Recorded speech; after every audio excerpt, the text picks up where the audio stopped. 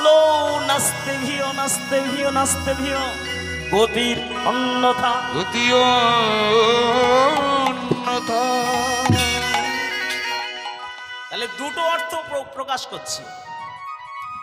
হরের নাম হইব, হরের নাম হইব, হরি নাম ছাড়া, এক অর্থে বলছে হরি নাম ছাড়া, কৃষ্ণ নাম ছাড়া কলিজীবের গতি নাই, গতি নাই, গতি নাই।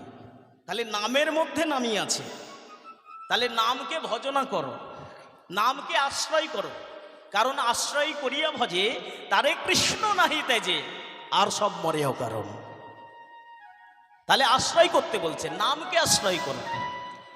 কোন নাম? হরির নাম।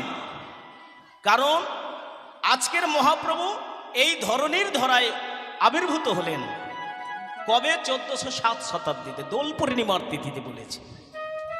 তাহলে সেই মহাপ্রভু আবির্ভূত হয়ে এই জগৎকে উদ্ধার করবার জন্য সমস্ত কলিজীবের দ্বারে দ্বারে দিলেন হরি নাম।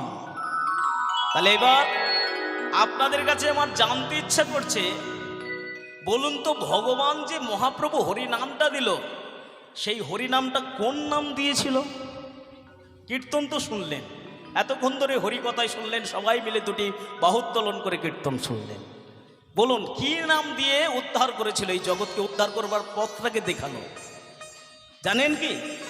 আমি বলছি, এবার শুনুন। আপনারা কেউ বলতে পারবেন না আমি জানি, কারণ আপনারা শোনেন কীর্তন, কিন্তু এক কান থেকে শোনেন আর এক কান থেকে বার করে দেন, মনে থাকে না। এইভাবে কীর্তন শুনলে কিন্তু কোনো কাজ হয় না। আমি বলেছি সন্তানের মঙ্গলের জন্য আপনি কীর্তন শুনতে বসেছেন, সংসারের মঙ্গলের জন্য কীর্তন শুনতে বসেছেন। আজকের যে হরিসভা আমাদের কীর্তন কর্তৃপক্ষ করাচ্ছেন, কেন করাচ্ছেন? এটা দেখবেন টাকার ওপর বিছানায় শুয়ে থাকলেও, টাকার বিছানায় শুয়ে থাকলেও অনেকের মনোবৃত্তি আসে না যে ভগবানের গুণকীর্তন একটু আমি ভক্ত সমাগম করি। কিন্তু ভালো করে জেনে নিন, ভগবান আগের কাছ থেকে যার মধ্যে প্রতিশ্রুতি দিয়ে রেখেছে, একমাত্র তার গৃহের মধ্যেই ভগবান বসবাস করেন। তদ্রূপ এই যে হরিনামকে আমরা আশ্রয় করছি,